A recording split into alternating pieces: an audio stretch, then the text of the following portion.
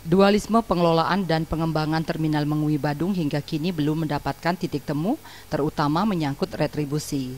Padahal dari status Terminal Mengui masuk Terminal Tipe A, sedangkan Terminal Ubung di Denpasar terminal dengan Tipe B, sehingga dari pelayanan diharapkan lebih baik.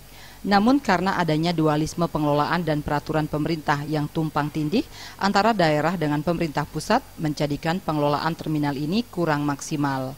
Anggota Komisi 3 DPRD Badung Alit Yadinate berharap pemerintah segera melakukan koordinasi dengan pemerintah pusat sehingga hal ini tidak terus berlarut-larut. Bagaimana kita berpikir memiliki mindset bahwa ke depan kan pelayanan itu sendiri. Sehingga regulasi ini akan berjalan dan mulai dari Mengui menuju ke hubungan seperti itu saja, tidak ada masalah semestinya. Seperti itu. Cuman harus konsentrasi. Betul butuh waktu tingkat komunikasi itu, tapi kan jangan lama-lah. Karena apa? Karena kita melayani masyarakat. Seperti itu.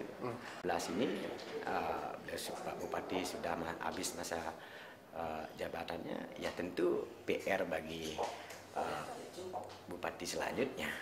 Dan ingatan inilah yang dipakai parameter atau bahasa kita di DPRD beberapa catatan katakanlah itu untuk dipakai bahan evaluasi daripada hal-hal yang kurang kita sempurnakan. Belum jelasnya penyelesaian pengelolaan Terminal Mengui ini juga berimbas pada sepinya penumpang, sehingga para sopir angkot terus merugi sebagai akibat dari belum tuntasnya dualisme pengelolaan ini. Trima Jadan Supiatna, Bali TV.